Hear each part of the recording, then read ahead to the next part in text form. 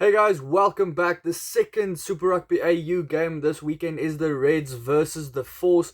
It's going to be a big one as always when these two teams do play up against each other. If you do look at the two seasons so far, the Reds, they have 3 from 3. The last scalp they took was the big dog in the Brumbies. They beat the Brumbies by 2 points and that was a very close game. I did not get the winning point at all last week. Didn't even get one winning point, but I got 2 match points. So got something on SuperBru. Join that if you want to down in the description below. The Force 1 from 3 so far this season. Almost got their second win last week as well against the Rebels. Very close one there as well. So the Force are on the up. They are in good form actually. They are matching the team that they are playing up against most of the time. So this week around, both teams made minimal changes, just a couple on the Forces side as well.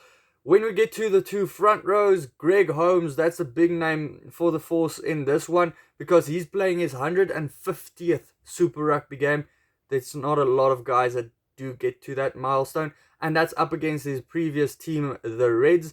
Robertson in the front row at number 1 as well, so that's two very good props as well. Holmes, every time he has come off of the bench for the Force, it has settled the pack down a little bit as well for them, so getting a start, he probably does deserve that. The Reds, they have Tupou and Xander, who's been scrumming really well so far this season, really obliterating the guys in front of them. So the Force pack might have a game at hand for them. Malfi at number 2, he's been in good form so far, up against Katu'u, who was very stressed last week. You could see the level of stress that guy had last week at line-out time, and things did not go too well there. Then we get to the locks that he has to throw into. Thrush and Tamani, not a bad combination. Thrush, the veteran. Tamani, also a bit of a veteran for the Force as well. The Wallaby that came back for them, getting his first start now.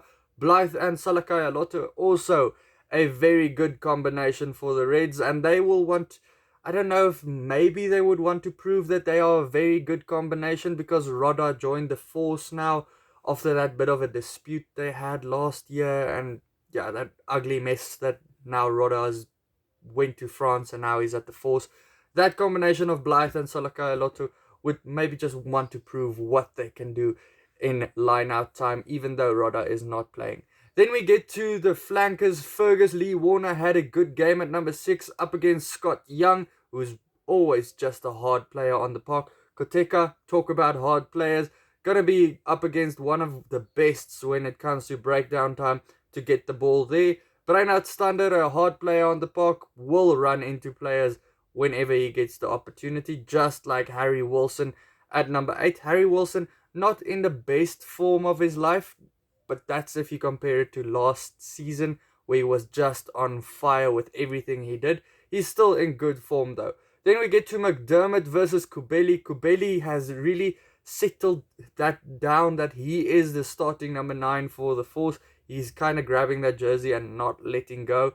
Ian Pryor is struggling to get a start for this team now because Kubeli is very quick for his side and he's playing the kind of distribution role that the Force does need in their team. James O'Connor versus McIntyre, also a big battle. Very similar players as well when you get to number 10s. James O'Connor is in good form, though I think McIntyre not in the best form, but he's getting there. It looks like he's getting there.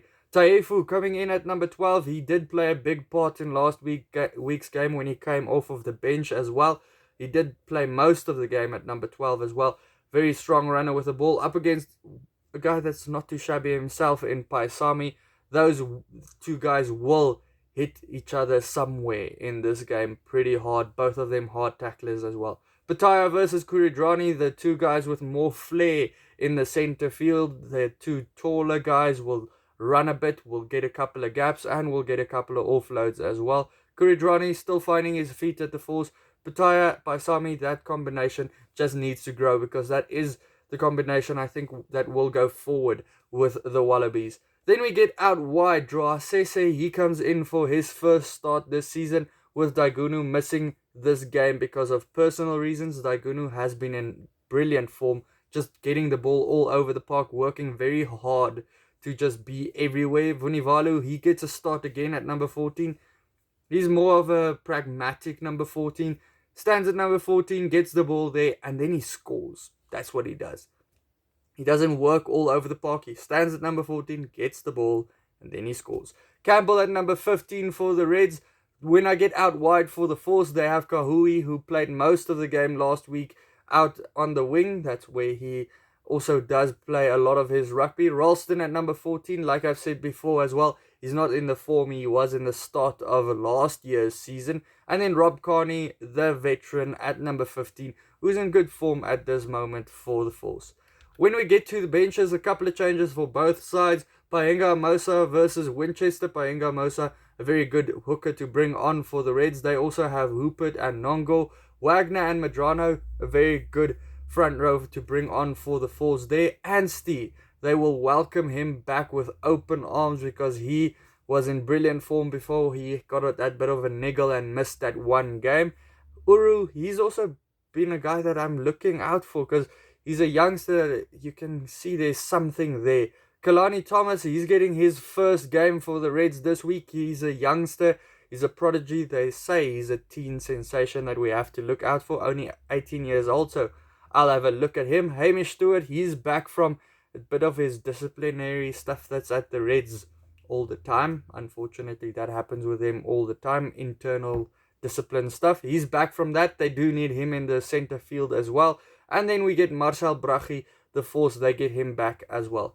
Guys, getting to prediction stage. Yes, the Force are getting up there. They are getting better and better.